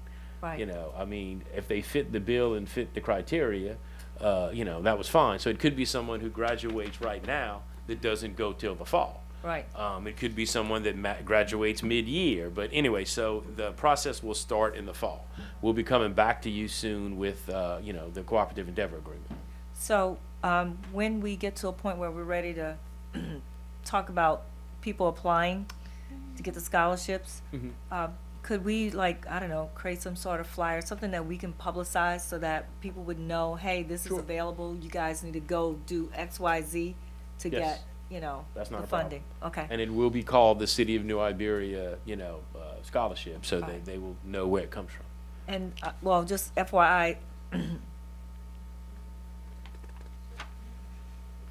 I volunteered for the STEM day at the, at Iberia Middle School, which was a couple of weeks ago. Okay. And, they did announce that it was a partnership between the City of New Iberia and, Good. Iberia Parish School Board. Because I mean, that's the money that we gave them, Yes. Good. for That's awesome. STEM. It was awesome. Any other discussion? Then please vote your machines. Thank you very much. 5H. Resolution number 2459, a resolution declining to accept a grant from the Louisiana Water Sector Program due to the requirement of raising sewer user fees. I need a motion. So moved. Second. Mayor Pro Tem Ricky Gonsalas, Councilwoman DeeDee Johnson-Reed. This one's heartbreaking because we really could use the money for sewer. We need the money for sewer, but there's no way we can go up on our citizens' sewer user fees. The reason we would have to is the state was quick to give out the money and then to say, oh, you have to do a rate study. Well, we have a 2% increase built into our sewer user fees already, So I never would have dreamed, and I don't think any of y'all either, that that wouldn't be sufficient. Well, when you do the rate study, and they look at, as we were talking about in the audit, our operating losses, what our expenses are, where we are, they project it out 10 years. But they use the inflation we're under right now. I don't totally agree with how they do it, but that's how they do it. So we would have to raise fees again, which we can't do. So saying and kind of knowing that that wasn't something we wanted to do, this will officially decline the money. Questions, comments? It is kind of Yes, sir. heartbreaking. Well, I know you put a lot of effort toward it. Man, did A I lot. try? Cool, I did. So I want to thank you for that. It wasn't just saying I'm not gonna do it. No. You made a lot of effort, a lot of time, a lot of paperwork. A bunch of creative ideas that all got shot down, but I tried. I just want to say thank you for trying because Thank you. I know it wasn't easy, and I think you had everything out the hat you tried, and it still didn't work out. So I want to thank you for that. No, not a problem. Not a problem. And so we're gonna, as we talk, we're gonna make the budget adjustments to accommodate for that 5 million we thought we were gonna get to move forward on the sewer, correct? I have already made them. That's fine. I have to. We're taking Yeah. $5 Yeah, million that's out what I'm of the saying. budget. So yes, I'm already making those cuts, looking at how we can stage things, working closer with Craig, kind of looking at how can I still attack. I mean, we're not done. We still have old, aged infrastructure and things to fix. The headworks is the most important thing, and with the work you did tonight, that moved that project forward. There will be increased revenue coming for the sewer department because of First Solar and the contract with the parish. So instead of, which I don't know why it didn't work, but they wouldn't give me full credit because that contract's not initiated. So, and of course, they say my fees are too low. So the combination of raising those fees and initiating the contract with the parish will give us some revenue that Craig and I can at least sit down and budget and base how we can attack some of these things that we would have attacked all at once. So instead of having a plan that was 5 million, knock out basically a giant portion of any of our infrastructure needs, we'll just have to stage it over time. But, you know, we have a plan B, let's just say that. Yes, ma'am. What's the status of the sewer tap going under 90 to where the Love Station is supposed to be? They are bidding their plans now. The money is set aside for us to pay our portion so that that can happen, but they need to follow our procurement process. So they were in the process of about to bid out the whole project.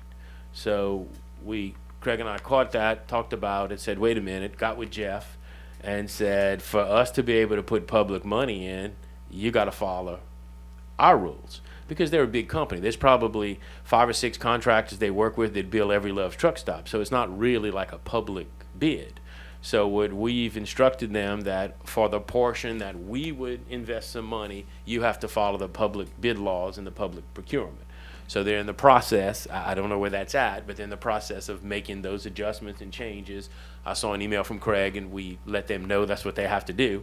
So they will do it because they want our partnership. So I would say that they're probably, I'm gonna speak for them for a second, they probably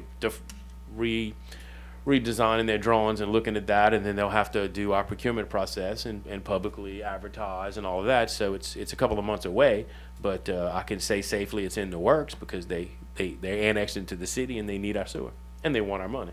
Right. So long answer, but that's what's happening. Now, about that 5 million, Yes, a lot ma'am. of other municipalities turned it down also, or did they raise their sewer fees? Well, some municipalities just started working, were grateful to get the money and just took off, okay? Now they're realizing that the rate studies tell them they have to raise their fees. They are trying to be creative, as I tried for, I don't know, 2 or 3 weeks, bugged everybody, to figure out a way out of that. Some are just gonna raise their fees. I look for some to return the money, and I don't know, I mean, I can't speak for the rest of them, but I do know that some mayors and councils were very surprised that what they had built in to raise their sewer fees were not enough. So I think it's gonna be interesting, you know. But some people already started spending the money. I guess they could cut back and say, I won't take any more, you know, but anyway, just one of the challenges we live under. So because they, ma'am. some people are having some difficulties, what do you think they will kind of change the requirement? No, ma'am, I don't. I think that they have decided that they passed this last year, actually, that they would have this stability factor, and their thinking is, it says water sector, but it's also sewer, and there are a lot of small communities. I'm not dogging anybody. We all got our challenges. They are small communities that took money from the state for mostly their water systems, and their water systems failed. You know, they can't, either they couldn't get it together, or they could never meet the quality standards, or, you know, there's something wrong. So the state was, well, then we invested money in something that didn't come to fruition. So the thinking from everybody telling me this is, by doing this stability factor, you're going to be able to support, and the money that the state is giving the municipalities will be invested and will work, that you won't have so much of this fail. Now, we got caught, you know, had we been able to do it a year before, we might have been okay. It's just one of those things. Just like capital outlay will now be a 30% match instead of a 20% match, because another 10% you will put aside for maintenance Oh, and that's O&M. right, that's right. So the game is changing on us. You know, as we look at our money and look at, you know, our issues and whatever, we are going to have to factor in things to change our, you know, the way we analyze our cash flow. It's going to be different. Yeah. Anything else? Good, no. Okay, thank you. You're gonna Yes, respond, sir. you're gonna respond to the reduction, not taking the 5 million here shortly? Yes, yeah, I needed y'all to take this action, and then I'm gonna get a letter out, but I got a hard head. I'm gonna leave the window open. I'll close the door and try to open the window, okay? Because they don't, commit their money just like we don't have, they have to commit it this year. They have to spend it by 26, because it's ARPA money. So my little window and my little caveat, I don't know it's gonna work, but I have to try, is I'm gonna say, all right, if I get a contract with the parish and it works, and the money I show I can generate, and I get that before the end of the year, I'm gonna come back and will you consider it? Because with that factor in there, we would meet their sustainability without raising sewer user fees. Now, is that gonna work? I don't know, Worth a try. but it's worth a try. So, but yes, I'm gonna respond quickly. Please vote your machines. This one sucks. Anyway, thank you very much. I'm sorry. 5-I. Resolution 2460, a resolution authorizing the mayor to negotiate the maintenance agreement, including mowing and litter pickup, with the Department of Transportation and Development for fiscal year ending June 30th, 2025, and further authorizing the mayor to execute any and all documentation in connection therewith. I need a motion. Motion. Second. Councilwoman D. Johnson Reed and Mayor Pro Tem Ricky Gonsalas. This is the same deal that I talk about every year, that we get paid $35,000 for $50,000 worth of work, and we're mandated to do it by the state, cutting grass. Okay? Now, my friend Mayor Ray Bork, as well as all the mid-sized cities, that conference we just hosted, all sent letters, all tried for a year to lobby DOTD to give us more money, to come closer to covering our cost. Right. Well, that didn't happen. So we could not cut it. All right, that's the alternative, which we're not going to do, because all of our entryways, all of our right-of-ways, and all of our state highways would be, you know, 4 feet tall and look like a mess in all of our main thoroughfares. So we don't have a choice. We better just vote for it and take the money we can get, because we would cut it anyway, and I guess they know we would cut it anyway. But there was a huge effort, and Mayor Ray Bork was the head of that, to try to get more money, but it just didn't work. So that's the same deal we have every year. It said it's 32,350. Yeah. Yeah. I said, you said 30, it might be 35? No, it's Oh. what it's there. I was rounding. It's It's 32. Yeah, you're You're right. rounding up, But hoping I the know it best. costs us $50,000. But anyway, Any chance we could outsource it? I don't think it'd be any cheaper, because we had looked when I got here. Some past administrations, Public Works didn't cut grass, and they did it with subcontractors. But it really came out. I was here. Yeah. In didn't work the end, it didn't work out. Okay. And so I looked at it briefly just to see. I said, well, let me, the fun part of my job is going to dig in that vault and finding other things and saying, well, wonder why they did this. How did this work? It won't be cheaper. Okay. And we have no control. We thought it would be cheaper because we had less employees. Yes. But we didn't have enough employees to do other stuff. It's exactly right, because, our labor force, in some instances, not enough yet, but some, they do double duty. And so you end up, if they're not here to cut the grass, they're not here to do something else. Right, Not here to clean the drains when the storm's coming. right. Anybody else? Please vote your machines. Thank you very much.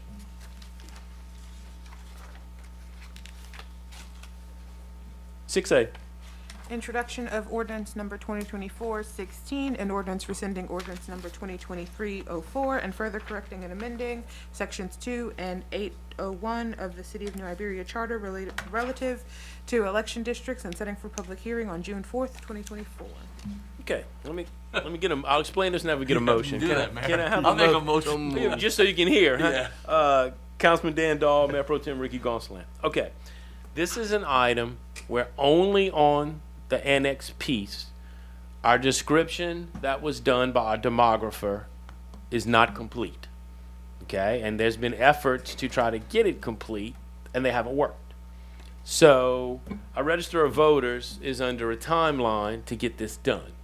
So we went, my clerk and I, we went and met with her and said, okay, I gotta find a way to fix this problem fast. Because I want to, because we need to. So we have a meeting tomorrow morning. I brought in Bayrod and Habits, so Matt Landry will be coming, and I brought in a surveyor, Paul Prince, and he will be coming. So we're gonna meet and fix it. So they will help us with the right description on this one little annex piece and get that issue straight so that we can, our maps are right, and we have new maps now, okay? Our maps are right, but the description of that area is incorrect. Okay. So this will fix it in a timely fashion so that for her reports, for, you know, because we have an election coming, for everything she needs, it's right and we're done with this. Right. So we're fast tracking this and I'm asking you to introduce it so that we can fix it this week and next week and then bring it back to you and adopt it to get it to her so that she's not under a crunch. Okay. So that's it. No That's voters the in that little story. area. No. But that's the story. And it's this big. It's a very small annexation. Yeah. 11.3 acres. Yep. So any questions or comments? None? Thank you. Vote your machines, please. Thanks for the vote. And, yeah, that's a weird one. 6B. Introduction of ordinance number 2024-17, an ordinance rescinding ordinance number 2024-10, and further levying millages on the 2024 tax roll on property subject to taxation by the City of New Iberia, and setting for public hearing on June 4th, 2024. I need a motion. Move. Second. Mayor Pro Tem Ricky Gonsalas and Councilman Marlon Lewis. This issue we're bringing back because what we said, we did not want our taxes to increase. We wanted to collect exactly the same taxes. Well, because some values went up, we are, the wording that we had needed to be adjusted slightly. So this will let us adjust the wording so that we collect exactly the revenue that we collected last year. Because that's what we said we wanted to do. But it was not worded properly to do that. Okay. That's Do a- we have are the assessors gonna go out and, I don't know, revalue people's property? Well, they already did that, so that was done. So we're finished with our assessment year, and that happens, how many? Every 4 years. Four? Yeah. I think four. Okay. Yep. Cool. Questions, comments? Please vote your machines. Thank you. 6C. Introduction of special ordinance number 2023-2024-23, an ordinance amending the budget to reflect the Center Street Sidewalk Project and setting for public hearing on June 4th, 2024. Do I have a motion? Motion. Second. Councilwoman D. Johnson Reed and Councilman Marlon Lewis. I wish Mr. Broussard was here. Right. Okay, this is. Can you explain where the sidewalk's going? I will. The sidewalk will start on Sucrose and go all the way to Queen City. So that gives us in our highest traffic area, in front of the hotels, in front of Lowe's, in front of the Raceway, landing at the Chili's. That is an area that we do have a lot of walking traffic. I don't know if all this is going to happen, but we know Love's is coming, okay? We know at some point the frontage road is coming. I've met with a developer. I don't know what they'd be bringing, but I've met with a developer 3 times who would be taking in some of the property right after Lowe's. So, I mean, it is our next area of growth. I love Aramodal, but we're getting full. There are not many more spots on Aramodal, although we're working on one on that end too. But 14 is our next kind of area that we really should be able to grow and expand. So this sidewalk has been planned for a very long time. Mr. Broussard's been talking about it since he was on the council the first time. This term, we are using to fund it, we are using $40,000 of Mr. Broussard's money.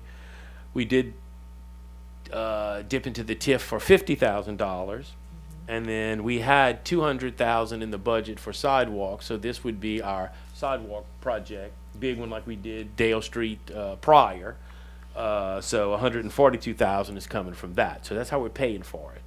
And it does kind of, he's not here, I'm going to just tell the tale. It does kind of help Mr. Broussard, who actually gave money for The Dale Street the project. Dale Street sidewalk project. So he chipped in then, so it's kind of like we're paying him back. Yes.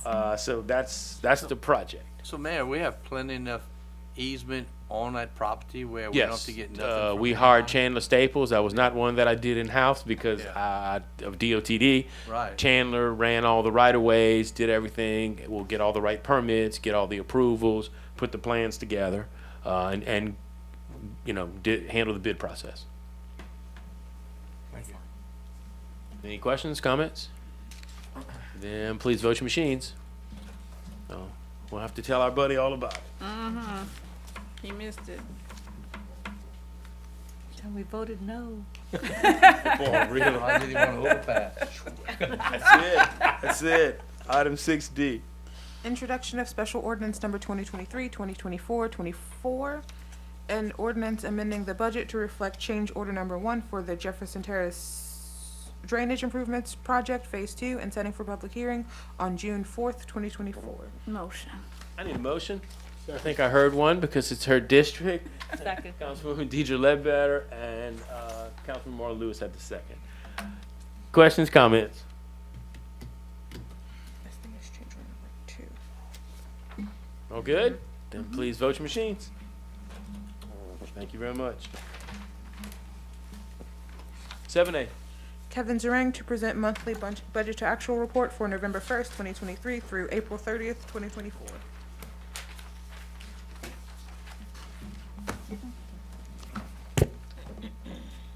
Evening, council. Hello.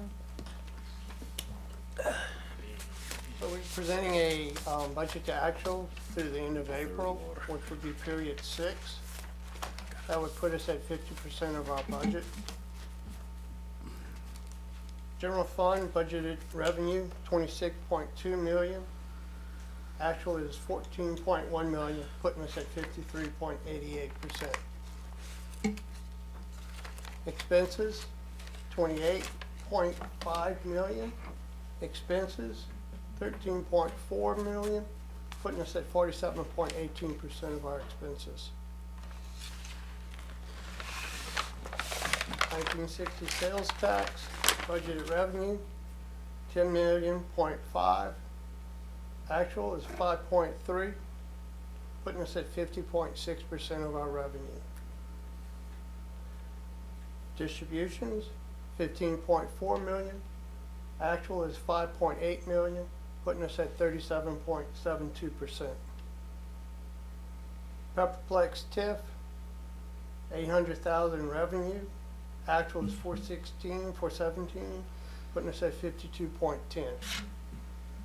Budget distributions, 964,000. Actuals, 219,000, putting us at 22.76%.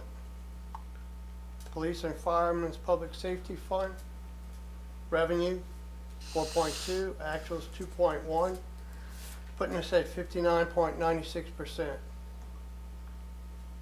Distributions, 4.2, actuals 2.1, putting us at 50.02%. Highway 14 TIF, revenue 355, actuals 163, putting us at 45.9%. Distributions, 503, actuals 1,158, putting us at 0.23%. Managed trails, 31,000, actual is 15,000, putting us at 48.7%. Distributions, 284, actuals 105, putting us at 37.02. Parks and Recreation Funds, revenue 2.2, actuals $794, putting us at 36.36%. Distributions, 1.9. Actual, 758,000, putting us at 39.02. Pepperplex, 3.8 million revenue. Actual, 860,000, putting us at 22.62%. Expenses are 3.8. Distributions, 474, putting us at 12.46%. Public Works, 3.2 million. Actuals, 1.7, putting us at 51.85. Distributions, 3.3. Actuals, 1.4, putting us at 41.82. Garbage, 4.2 million. Actuals, 2.2 million, putting us at 50.71%. Expenses are 4.3 million. Actuals is 2.1 million, putting us at 49.08. Section 8 vouchers, revenue of 1.6. Actuals, 953,000, putting us at 60.3. Expenses of 1.6. Actuals, 931, putting us at 58.83%. Wastewaters, revenue, 13.8 million. We're at 2.8, leaving us at 19.96, 20%. Expenses, 20.3 million. Actuals, 3.1, putting us at 15.46%. Any questions? Questions, comments? I was waiting for you, Miss Stevie. I said I was not saying anything this time. I was gonna give you a break. Yeah. I'm like, I just. I have a question. Yes, ma'am. Yes, ma'am. This, report that you give every month or two, it doesn't include the grant money? Or is it stuck in each separate item? It's in each category, so there's some grants that are in Fund 100. There are some grants that will be in Public Works, grants in wastewater funds. And they are accounted for in their revenue and expenses.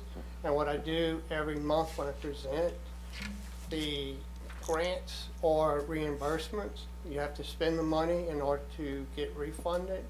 So in order to prevent the numbers being out of, looking like they're not supposed to, out of skew, I adjust the revenue to what's being reimbursed and the expenses to what we've actually incurred, because we haven't started some of the projects. Okay. And are we looking into, getting that other account? Yes, ma'am. As of today, all the accounts have been set up for additional accounts. I spoke to the auditors this morning for the bond. We're gonna set up a new account for that one also. Expenses are gonna be paid out of each individual account, and the banks have been notified and are set up to do ACHs and checks in every account. Okay. Everybody good? Thank you. Councilors' remarks. Start on your side, sir. Oh, man, I don't have any comments right now. Are there any announcements, community events? The mental health thing is June 8th. At 10 to 2 West End Park. Other than that, I don't have anything today. Thank you. Just, I know we're gonna meet June 4th, but just everybody, remember Memorial Day, they got a downtown event that was well attended last time. I think we need to, show our respect to the ones that given their lives for this country to be free. So try to show up and support the nice celebration they put on. Thank you. Yes, ma'am. Oh, I want to thank everybody for participating in our MCHI Run Walk and Health Fair. It was successful. I regret that our champion wasn't able to participate this year. Good work. I apologize. Unfortunately, it was dry. Because we had some new runners, and they were really going at it. They really were. So it's a growing event, and I thank the community for their participation.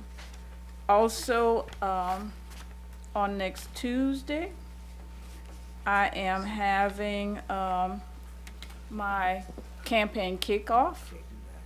It is going to be at the Bazooks at 6 o'clock and end at 8. So everybody's welcome to join the campaign kickoff.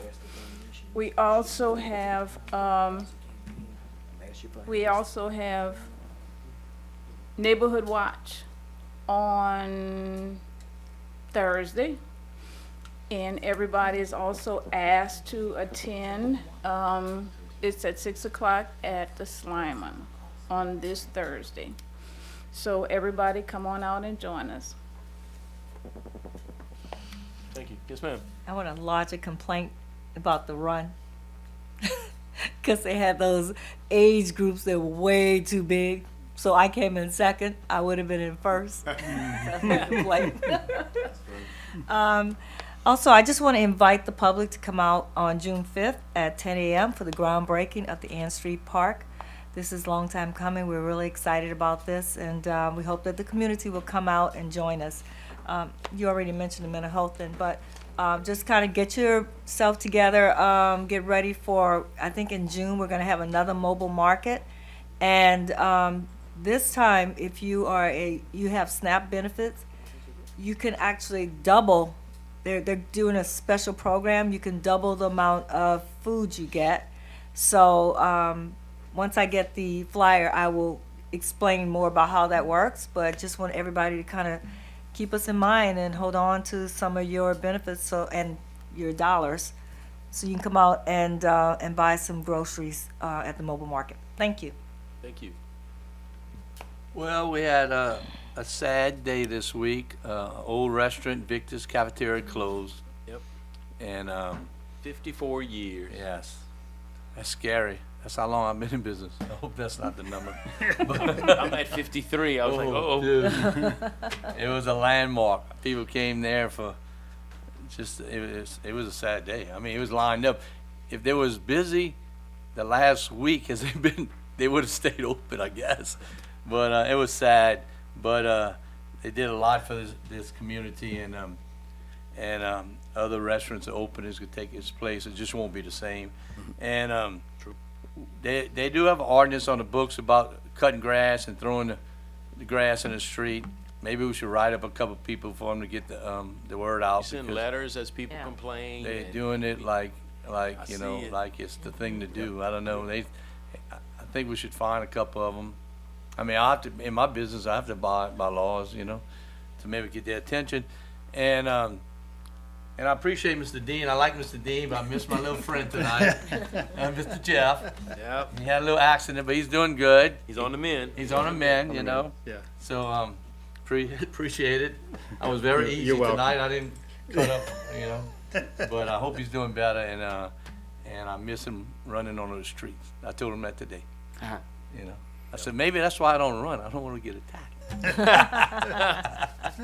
Yes, That's ma'am. it. You had something else? Thank you. I just wanted to let everybody know that our community cleanup bill is moving forward. I think it was voted on final passage today. And so after that, it's just gonna be signing it, having the governor sign it. Good. Thank you. Good. All They those can have junk one. cars, look out. Oh, it passed. It passed, did it? It passed. So it passed all the way, so final passage was today, but it was starting at, the session was starting at 2, so I couldn't go because I wouldn't be back in time for the meeting. So, I'm gonna check later, but it was for final passage today, it was scheduled. Yes, sir. So, Ms. Ledbetter, I don't want to be the devil's advocate, but according to the Louisiana Ethics Board, you cannot make a public announcement on taxpayers' dollar that you're having an event to solicit funds for your campaign. So I'm gonna ask the mayor to just make sure we get an ethics opinion, because I think the ethics was violated tonight in a public meeting on your announcement. Thank you, Ricky. I'm just trying to help you out, because that is a violation. You didn't Ma'am. ask for money, did you? No, No, but her announcement asks us for donations. I didn't ask publicly for donations when I just But mentioned your it. announcement does. Mayor, Yes, sir. all I wanna Yeah. do is remind people to be safe. The kids are out of school. Be careful. Nothing to say tonight. Come on, Dan. When you chuckled, you said, Marlo, I don't have nothing to say. You're right, the kids are out of school. Kids out of school, be safe, be mindful, you know. And the cameras are going off, right? That's it. If I can put my other hat on, I'd like to thank the mayor and the council for their support of the Bayou Side Run.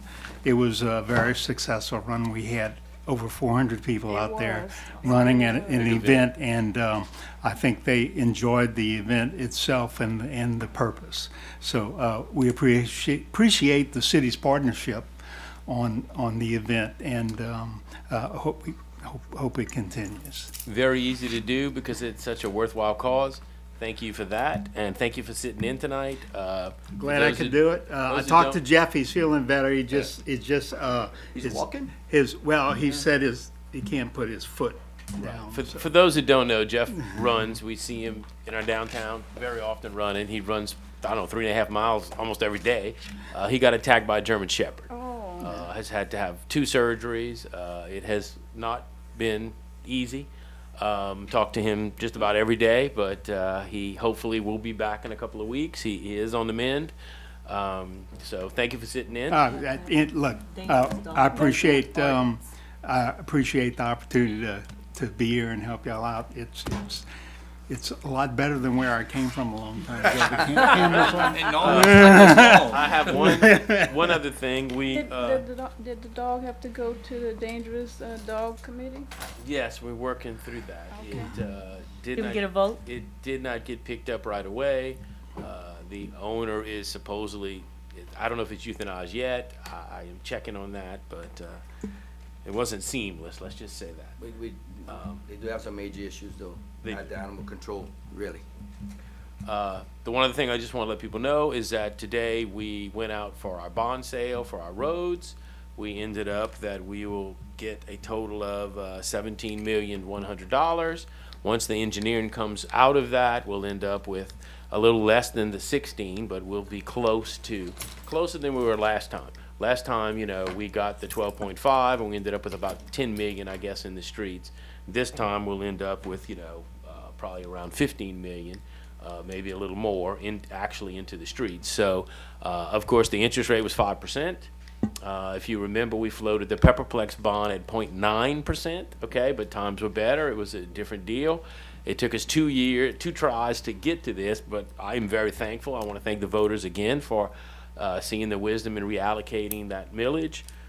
This will allow us probably by the time it comes in, by the time the engineering's finished, we don't look to be bidding new streets till the end of the year. So that means they start probably in January is what we're shooting for.